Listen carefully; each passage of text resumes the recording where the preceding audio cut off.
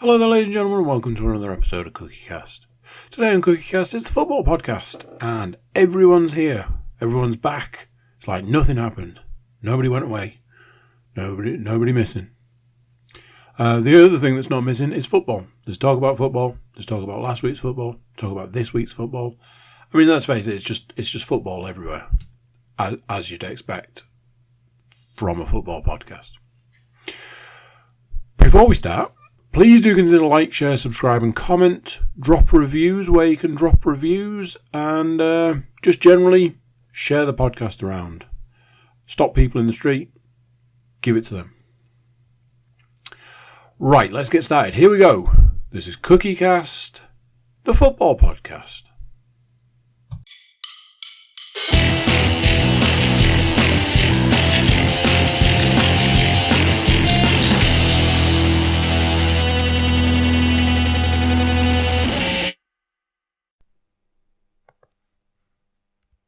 Recording in progress. Yes. Those infamous words, once again, have come through your ear holes to you, ladies and gentlemen. It is another week of football-based nonsense, chatter and patter, as it were, from your favourite podcast production team of the CookieCast Podcast Network. I, of course, am here with my three very close personal friend, our leader, as it were, of the CookieCast Network, Mr. Andrew Cook. How are you this week, sir? Oh, absolutely. Just delightful. Delightful. We'll love to hear it, as always. He's on point with his CookieCast merch, available at thecookiecast.com, I believe. Also joining us this week is Nottingham Forest correspondent and North East native, Mr. Matthew Moore. How are you, sir? I'm good. I'm back. I'm ready to bring the misery, apparently, as from last week's podcast, as I heard. Well, not to foreshadow too much, but I can't see it being a particularly happy podcast this week. But we'll get to that. And rounding out the magnificent quartet is our East Riding, Humberside, whatever it is this week going by. We discussed this a couple of weeks ago, and I've already forgotten, so you'll have to fill us in again. It is Hull's finest, Mr. Stuart Woodmansey. How are you, sir? He's on mute. He's forgotten to take himself off mute, ladies and gentlemen.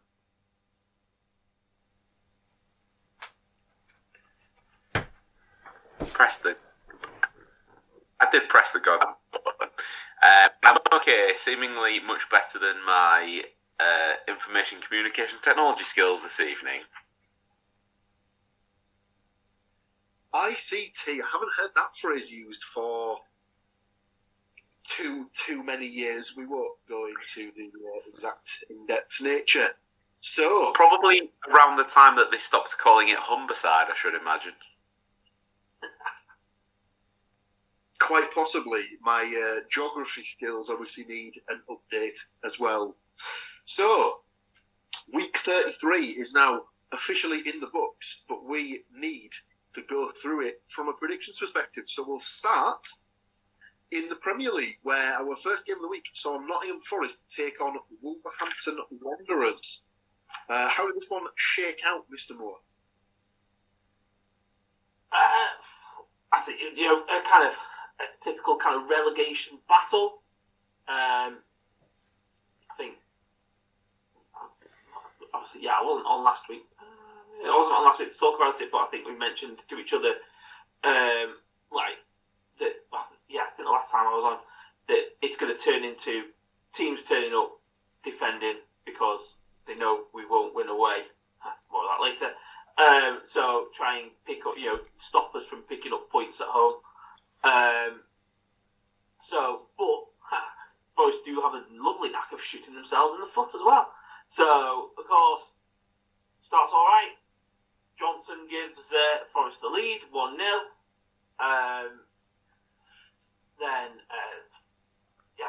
Apparently it was a very tetchy game. Obviously, there was a bit of tension that rolled over from the Carabao Cup. I nearly called it the Coca-Cola Cup there. The Carabao Cup. obviously the Wolves manager had a lot to say for himself and stuff like that. So that kind of carried on. So yeah, kind of looking at the match report, Forest had Alan Tate sent off. Wolves had an assistant manager, Sands, sent off as well.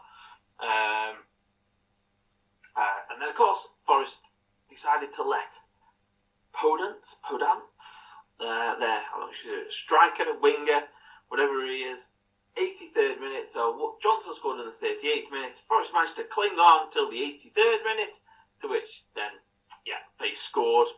And that was not the end of his involvement in the game, because at the time people were like, I think he spat at Brennan Johnson. It's now been confirmed today that he's been charged with allegedly spitting at Brennan Johnson, which wasn't picked up with on VAR at the time, which would have probably led to him being sent off. I'm not quite sure which part of the pitch it was done in. On top of that, apparently there was a really strong VAR shout for Forest to get a handball, which was turned away. We're not getting the green on the VAR side of things either. But finished 1-1. Not really any use to either side, to be fair. Kind of just keeps us where we were. Yeah, I think I'd certainly agree for the spitting incident with Podence. It certainly looked, obviously, you could see the sort of the VAR check that was done via the match of the day coverage. And it certainly looked as though, whilst I think she said it off air, whilst you can't, the clip doesn't ever actually show physical sort of, I was going to say contact, so that's not really what I mean, but you can't actually see the physical sort of confrontation of him actually, for want of a better word, making contact with his face. But you can see the sort of steps of him going to sort of make the attempt, as it were, which I said to you boys, I think is in its own right should probably come with enough reason to send him off anyway, because if you're going to be so low as to attempt to spit at someone, you deserve to get sent off from the pitch, because that is one of the lowest things and one of the most despicable things anyone can ever do. And I've always thought if someone spat at me, I don't know how I'd be able to sort of keep myself composed to not, cave their face in or something like that. Yeah. But from the penalty, if it's the one that I'm thinking about, the guy had his hands by his sides and he had the ball basically fired at him from about a yard away. So okay.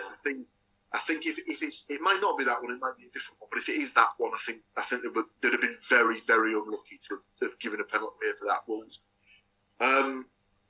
From a predictions perspective, both myself and Mr. Cook had taken the trip to Optimistic Island this week, and we've both gone for 1-0 Forest wins. Sadly for me, I went Gibbs White as the goal scorer, so I don't get any points whatsoever. Andy does at least get the bonus point with the goal scorer of Brennan Johnson. However, Mr. Woodmansey and Mr. Moore had obviously gazed into the future and had predicted 1-1 draws, so get themselves 2 points right there. Matt sadly was on the same thing as me, and had gone for Gibbs White to score for Forest and Neves to score for Wolves. Stuart, on the other hand, had taken Jimenez to score for Wolves and Johnson to score for Forest, so bags himself a bonus point for the scorer. So after one game, me, sadly, yet to score. Mr. Cook, 1 point. Mr. Moore, 2 points. Mr. Woodmansey taking an early lead with 3 points. Our second game of the week took us to West Yorkshire, where it was Middlesbrough's old manager, Neil Warnock, taking on Middlesbrough and their current manager of Michael Carrick. And it was, by all intents and purposes, a fairly scrappy open to the game. Not a lot of chances created. Kind of petered out until about 42nd minute when Cameron Archer broke away with the ball, carried it pretty much the full length of the pitch, laid the ball across the area. Chuba went for it, but then realised he wasn't in the best position, so left the ball to run. Ran through to Marcus Force, who slotted it away for a 1-0 lead. That's how it stayed until half-time. And then after half-time, it all kind of went a bit wrong. 20 seconds in to the second half, I believe his name is Josh. I will just double-check. Josh Ruffles, maybe? But Ruffles managed to ruffle the feathers of the collective Middlesbrough team by picking the ball up deep and beating about 3 or 4 guys unchallenged into the box and rifled it into the top corner. Keeper had no chance to draw the team's level. 6 minutes after that, no, I can't do maths. 8 minutes after that, Josh Karoma managed to get loose and kind of use the defender almost as a shield to sort of pass the ball into the corner. At first, I thought the keeper should have done better, and then watch it from the reverse angle. And he basically, the keeper don't see it until it basically passed him. So that turned it into 2-1 Huddersfield.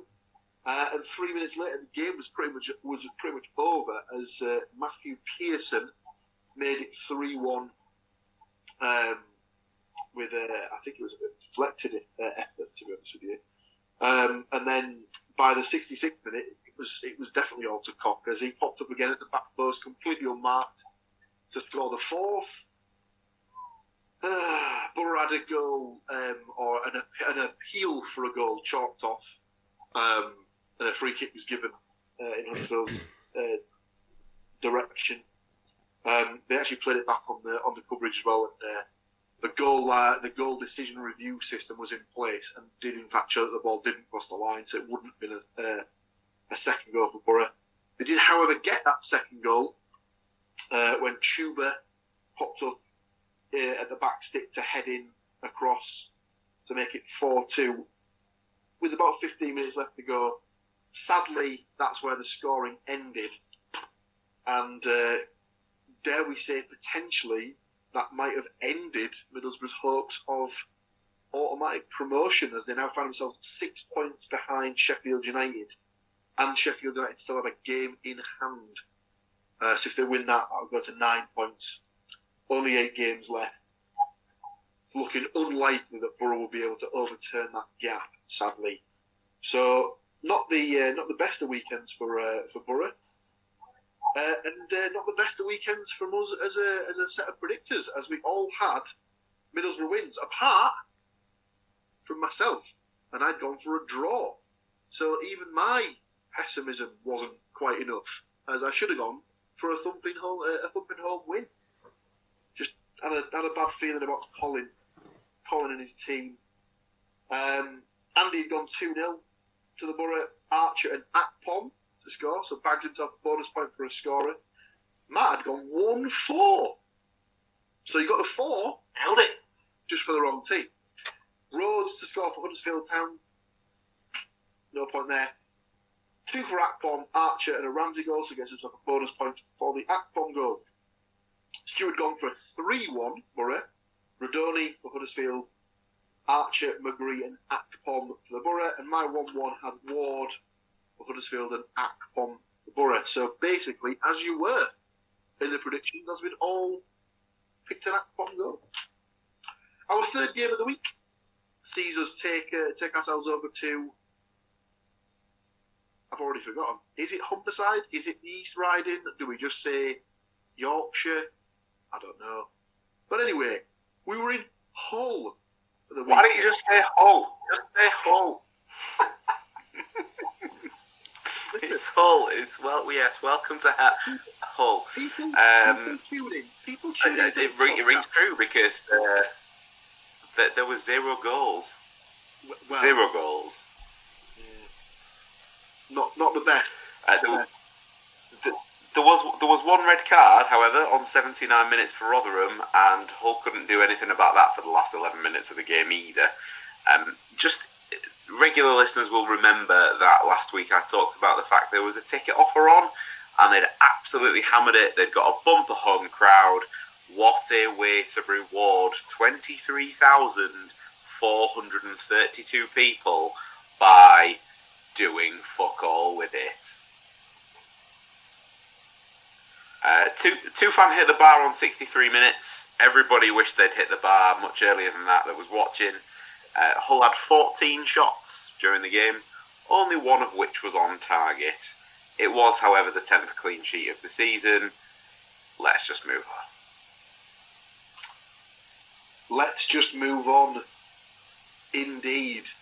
Predictions-wise, we had all taken Hull wins. As it finished 0-0, I don't need to go through the goal scorers, so that's it. 0 points across the board. So, after 3 games, it's like it is, as we were. I managed to get a point, having blanked in the first game. So I'm on 1, Andy's on 2, Matt's on 3, Hugh's on 4. We go to our last game of the week, which saw Leeds United take on Nottingham Forest in a rearranged fixture from earlier in the season. Do we have to go through it? I mean, people want it. Do people want it? I don't know. Did Forest win? No. He says, already knowing the answer to the question. Again, it started very well. I mean, I was out yesterday with some work colleagues. It got to about 7:45, and then I became very antisocial for about an hour or so, and then was happy, and then got progressively more miserable. So yeah, once again, good start by Forest.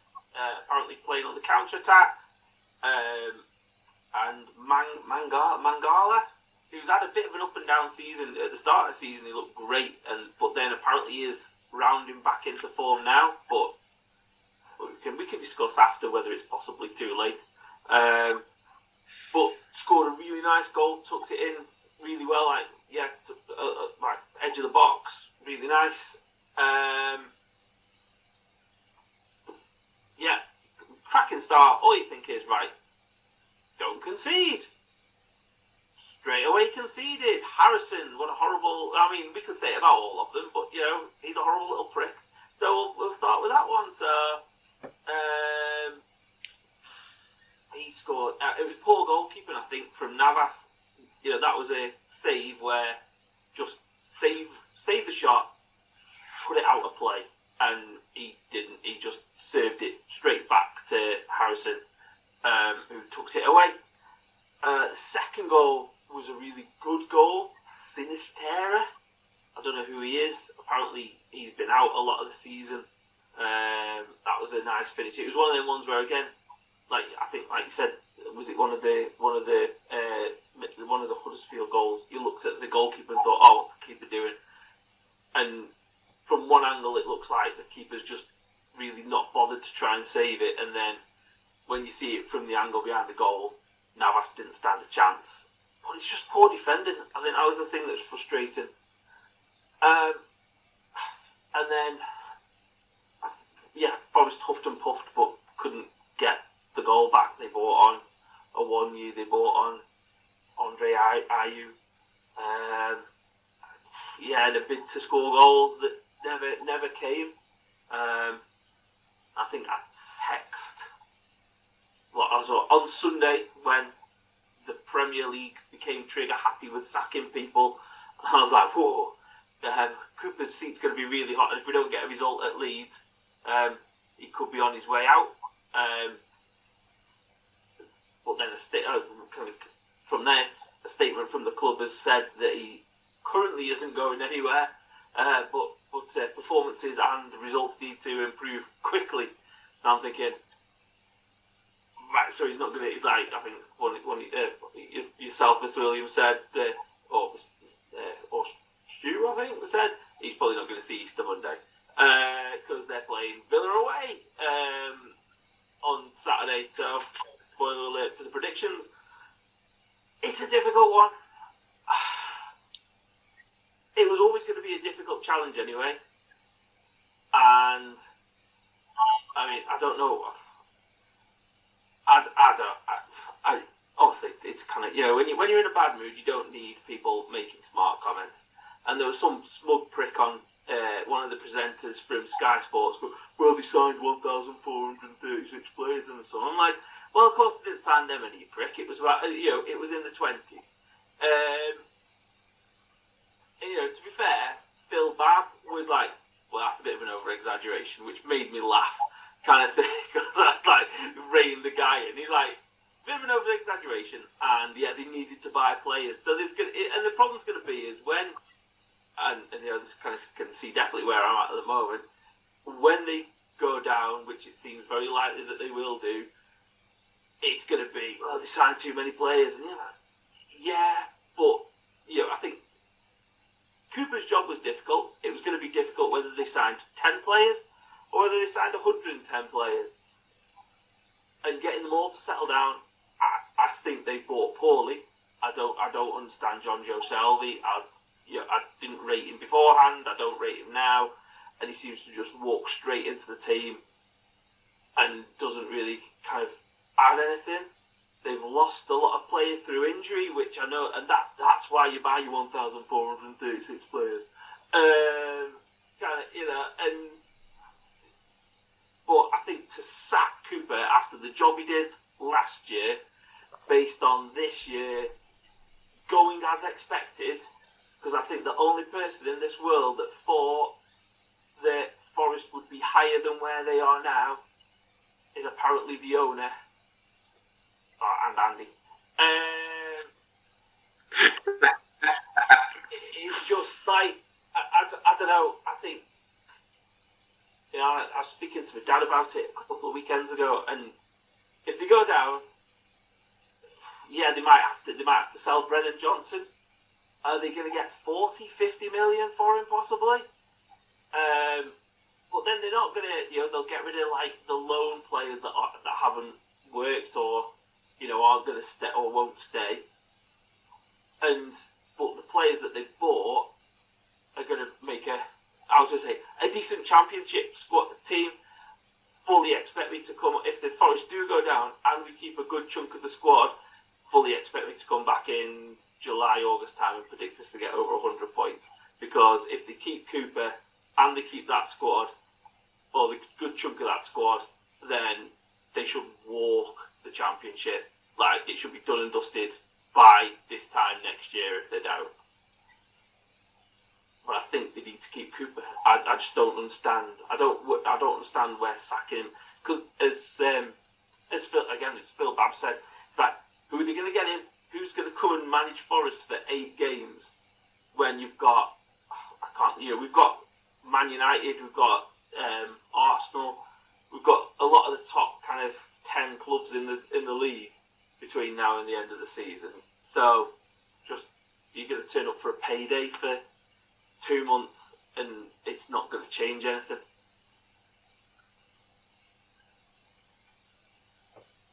Paul's forgotten his mute. Yeah.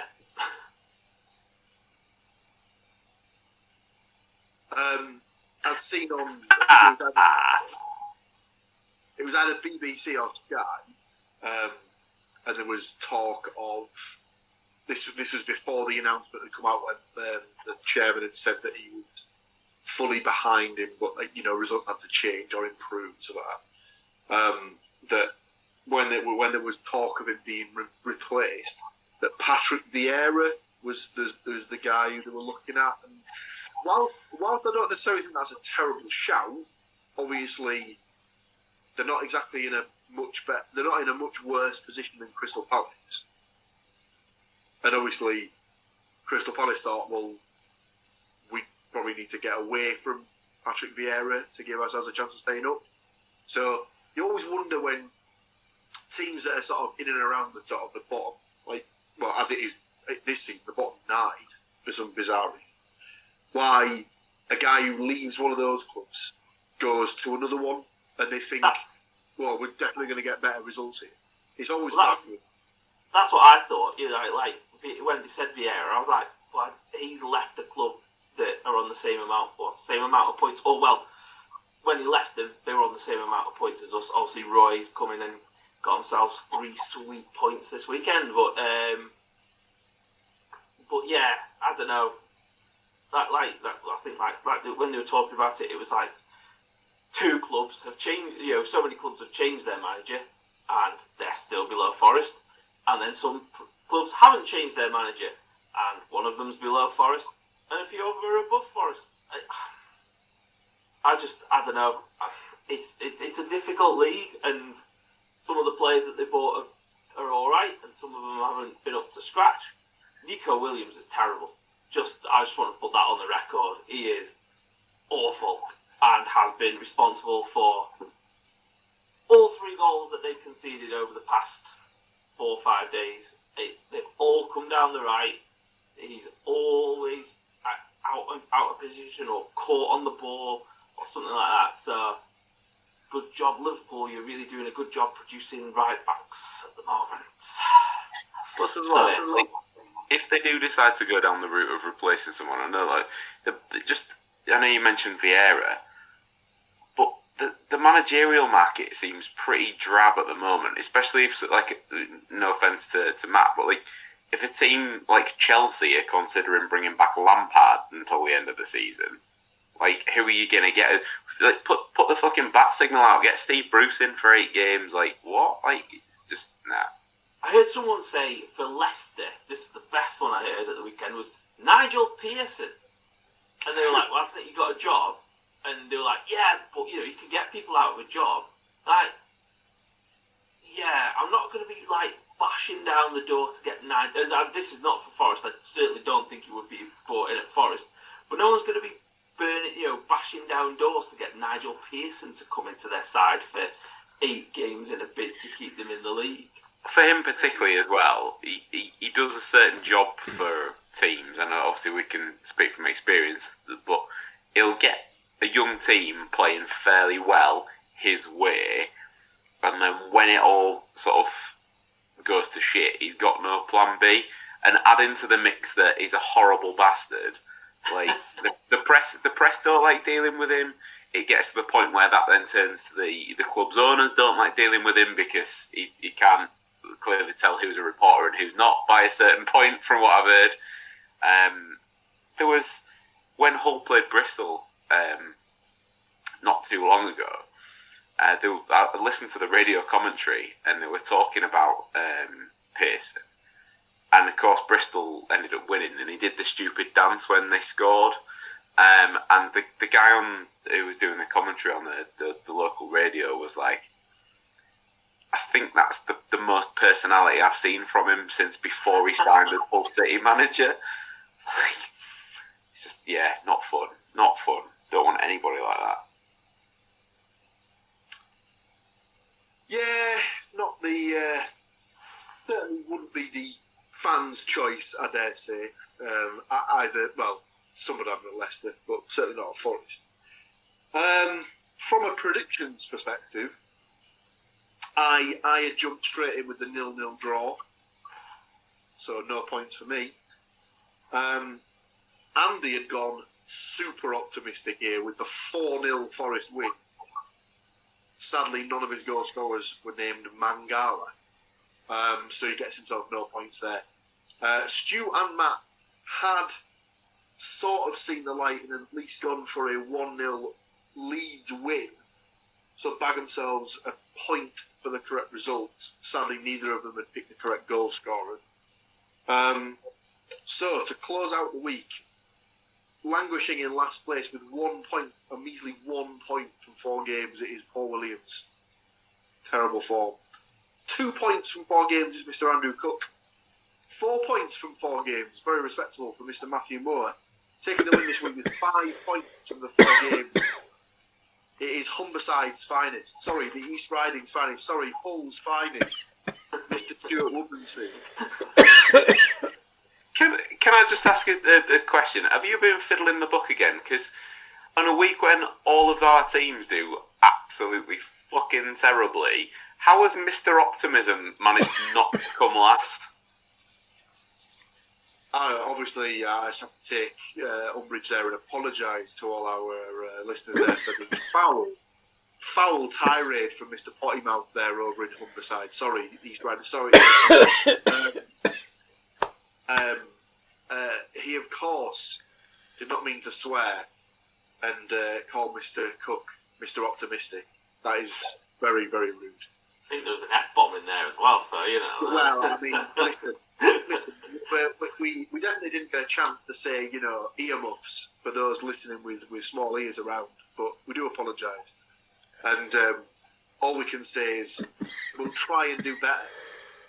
We'll try and do better as we go straight into week 34's predictions. Now, this is Easter week on the podcast, so lots of time off for everyone involved. Lovely, lovely, lovely. Our first game of the Easter break takes us to the northeast, but not in the way you would think, ladies and gentlemen. You have to go slightly further up to Wearside, where Sunderland will take on Hull City. Obviously, it's Mr. Woodmansey's team. Let's see if he can keep his swears in his pocket when he gives us his prediction at the end. I'll jump straight in. I have unfortunately gone for a 1-0 Sunderland win here with Diallo to score the goal. I think I'd seen that Hull haven't won in 8 games. So that's the only reason I've gone for a Sunderland win. I don't think Sunderland are doing too badly. They obviously, last game they played, they were able to hold Burnley to a 0-0 draw at Burnley. So, yeah, I think Sunderland might just have slightly too much for Hull in this one. Mr. Cook, what have you got for this one? So, he's in the room. Got to give him a goal. But I'm also, unfortunately, going to give Sunderland a goal. But I'm going to make up for it with my goal scorer because I've gone with Stuart. Yeah, he's definitely injured. Oh, what? Ross Stuart is done for the season. He did himself in the Borough game, didn't he? I believe so. You know what'd be useful? If they put it on the website, maybe. I don't think they're allowed to put next to the squad list buggered for the season. Why not? Right. Well, you can have Longman for your Hull goal scorer, and then you're gonna have to come back to me. This is disgraceful. Do you want me to give you some real shit house names? O'Neill, basically. Go for that fucking wanker. Oh, double swears. Double, it's all the swears. It's literally. You're gonna have to get the Ultra X rated on this rating, I think. But yeah, Luke O'Neill, I swear to God, that kid takes Wind Up Merchant to the next level. So, there was a thing where they showed a clip of him playing Norwich a couple of weeks ago, and you know how they normally put the ball on a plinth, so the ref can sort of pick it up as they come out of the tunnel. Yeah, the most ridiculous thing I've ever seen in my life. Yes. So as he's going in, Luke O'Neill just punches the ball off the plinth. Why? Why not though? It's the most ridiculous thing I've ever seen. And he's just a proper little bellend. He's not even a good player. He's absolutely shit. What about Bennett? Let me double check. I think he's playing. I'll just see if he was in the squad for the last game. Or Gelhard. Gelhard's on loan. Oh, he's on loan from Leeds. You don't want to pick in him. I mean, Bennett didn't play in the last game and wasn't on the bench. He was not. Lee Hadji. Isaac Lehard. He came on as a substitute. Right, there we go. Somebody who is listed on the website who actually plays for this team. Fantastic. Let's go with him. Sunderland, Andy, sort your web. You could have gone straight in for Gooch. I don't like to go straight for the Gooch. I like to work my way around to it. Come on. You could have hit the Gooch hard, man. I think we've just had a little insight into maybe what Stu's going to be predicting, but we won't find out just yet. Instead, we're going to go to Mr. Matthew Moore for his Gucci prediction. That's completely thrown me. I've got the whole run without a win extended, but I've gone for a 1-1 draw, and I've gone with Mishu for Sunderland and Slater for Hull. Mitchell and Slater. Right. It's his team. He's got the floor. He's heard our predictions. What's he going to go with? And how many expletives is he going to give alongside his prediction? I have also gone for a 1-1 draw. Just a few. I'm out on my own here. What is that all about? Just a few things though to clear this up, Paul. You can take your 8 games and shove them up your gooch because they beat West Brom 5 games ago. So have that. I thought it was. I could have sworn it said 8 games on the Sky Sports scores thing. Well, it's maybe 8 away games. I'm not counting the away games. I'm just saying that they beat West Brom 5 games ago. So other than that. The bizarre thing I do apologise. It said they had 1 win in 9. That was the start. I do apologise. And there it is, the West Brom game. I forgot to mention, Estepinian was not in the squad against Rotherham at all, and there's not really been a mention of it. So I'm not too sure what's going on with that. As such, I have stayed away. I have gone for Traore because he's got to score at some point and he's been playing quite well for Hull, and I've gone for Diallo for Sunderland. He's finally talking a little bit of sense. I like it. That's our first game, and I forgot to mention at the time, live on Sky Sports. So if you're able to and you're in front of a TV, strap yourselves in. And when that one's finished, why don't you leave it on the same channel and tune into Middlesbrough versus Burnley. Don't you have to turn from Sky Sports to Sky Comedy for that one? Oh no, you might have to go to Sky Sports main event though. Oh, is it boxing match now, is it? What? Obviously it's my team, so therefore my prediction will be given last. I will just say, boys, this may be more for Andy's benefit rather than Stuart and Matt. Burnley haven't lost in the league yet this year. Till Friday. Dem's fighting words. I like it.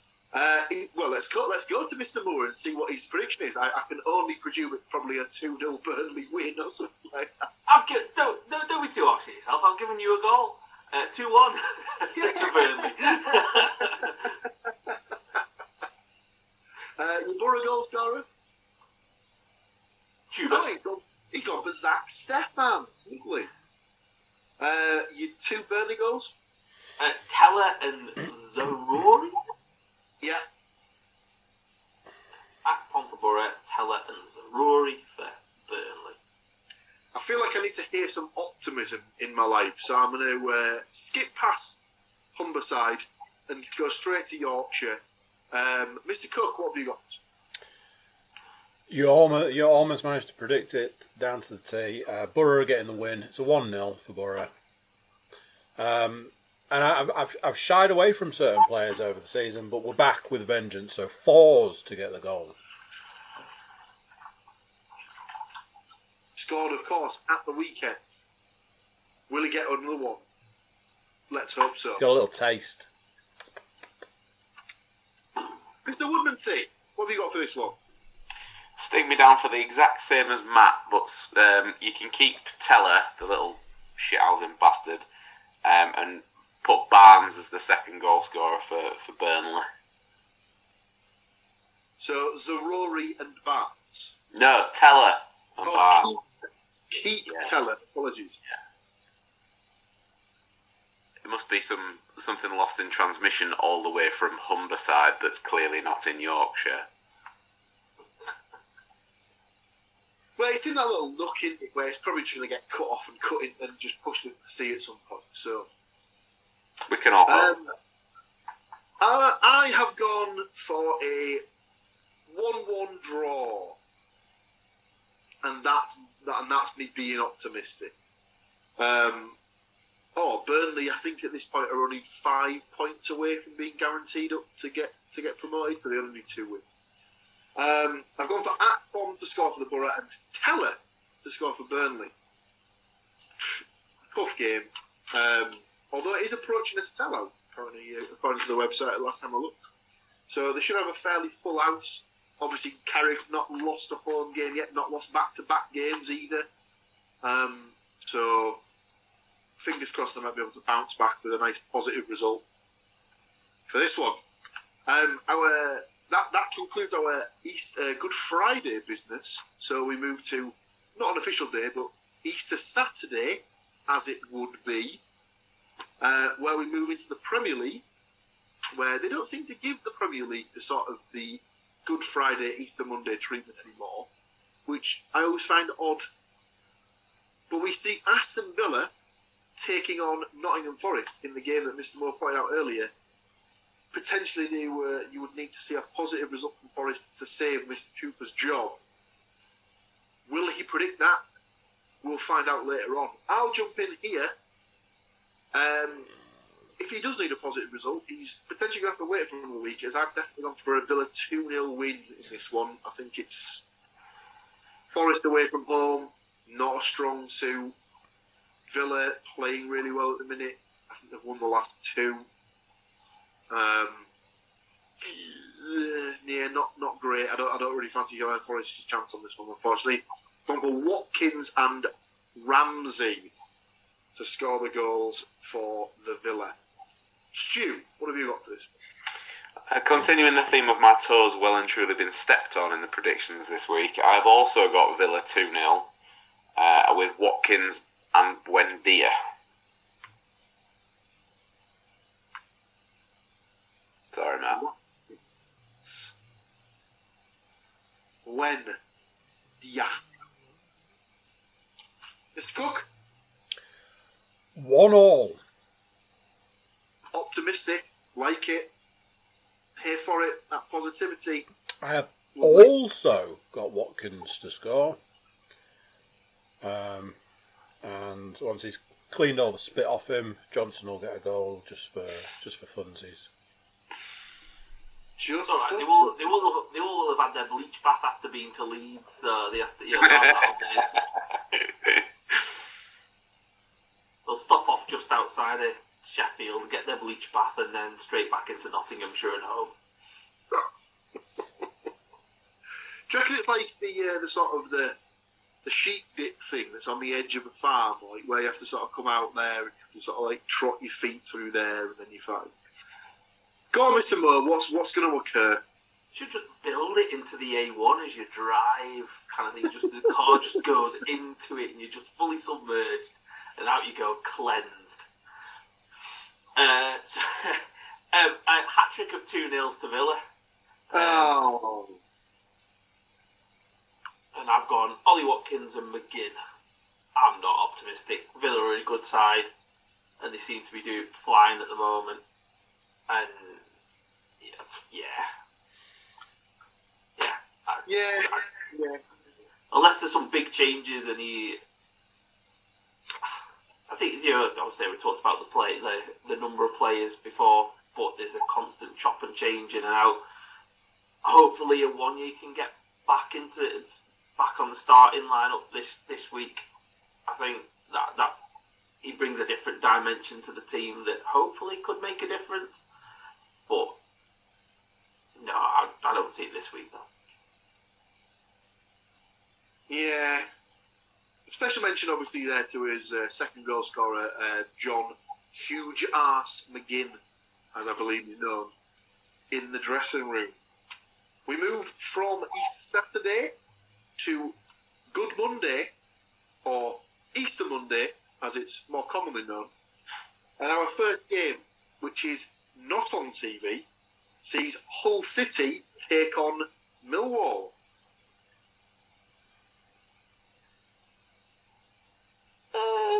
Andy, what have you got for this one? I'll save my prediction till the well, not to the end. A Hull 1-0 win. Obviously. Well, Obviously. Go, Estupinian. he thinks he'll be back in the fold. He's certainly hoping he'll be back in the fold. Estupinian, 1-0. Mr. Moore? Millwall seems to love a draw, so I've gone for another draw here, 1 each. Goal scorers? Tufan and Bradshaw.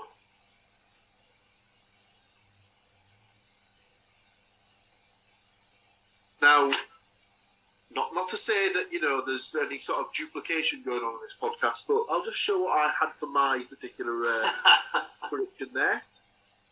For those who aren't able to view on YouTube, that would be Paul's prediction of 1-1, Tufan and Bradshaw. So, fair enough, great minds think alike and all that nonsense. Go on, Stu, tell us how it's going to pan out. I should have prefaced this with the fact that they've gone on a massive ticket sort of push again. They haven't fully reduced it, but it's still not necessarily like a massively expensive game to go to, with an adult ticket being £20. They've sold 18,500 already. It's a home game.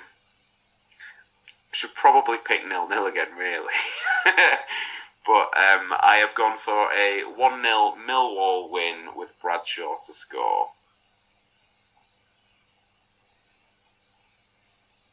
Does it sort of have that feel of just trying to get through the games at this point, just get to the end of the season? After what I've seen in the last few weeks, I am under no illusions that there are zero fucks given at that club at this point in time. It's not even a let's see how high we can finish. I feel like it's the owners are doing all they can to get everybody interested, and all the players are just like, yeah, we're done here. Like, that's it. We'll just wait until next time now. Not ideal. But sadly, the way it goes for certain teams when it gets to this time of the season. Our final game of Good Easter Monday sees Andy's team, sort of, Bristol City versus Middlesbrough. This one is also on Sky Sports. I believe all of Middlesbrough's next 4 games are live on TV. Have you signed up for some sort of special punishment or something like? Yes, it's called the playoffs. Apparently. Obviously, Bristol City versus Middlesbrough, my team. I will have to go last. So let's go and see what Matt has picked for it. I have got Borough getting back to winning ways. 2-1 to the Borough. Wells scoring for Bristol City. And Archer and Ramsey scoring for the Borough. Very nice. Mr. Cook. 2-0 to the Borough. Archer and Chuba.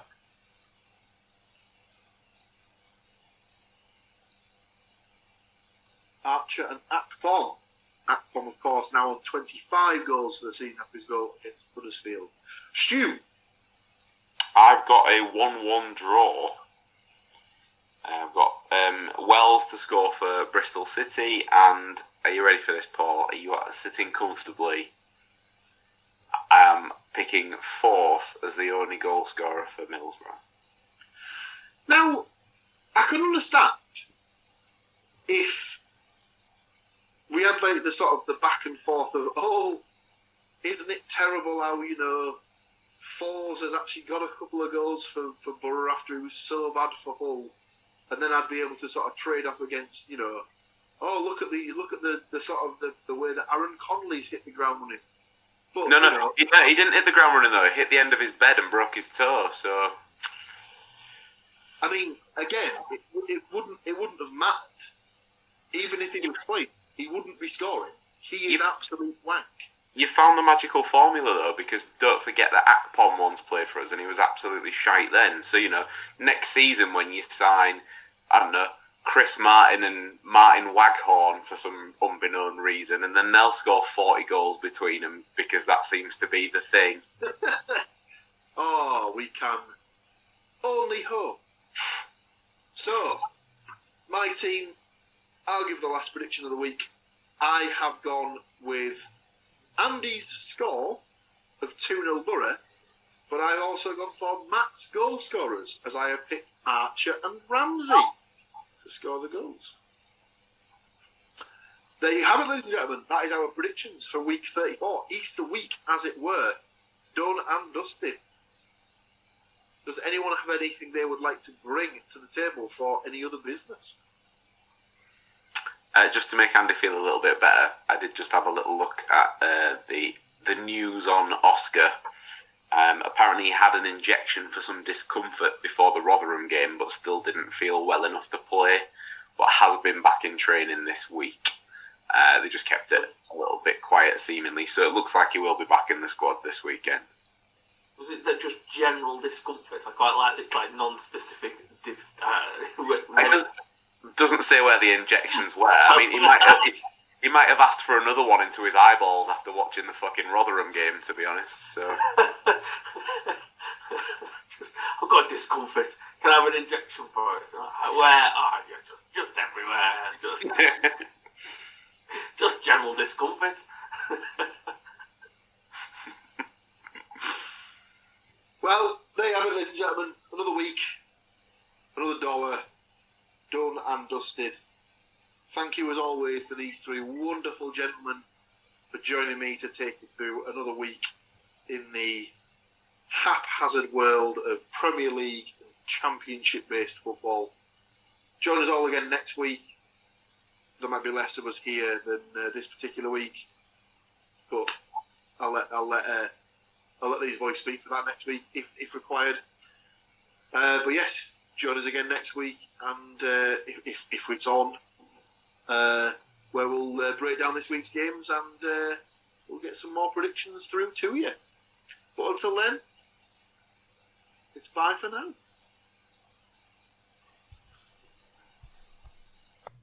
So there we go, what do you think of that? Football. Last week's football done, this week's football to come. Sure you'll agree, more football than you can shake a stick at. Before you leave us, do consider clicking that subscribe button. Click the like while you're there. What other things can you click? Email. You can jump over to thecookiecast.com, click the email button, send us an email. Tell us what we do right, what we do wrong, how we can best improve the podcast. That's it for this time. Until next time, I'm going to say bye, and I'll see you then. Thank you for listening to these grumpy old men talk about football. If you've enjoyed this episode, please like, share and subscribe.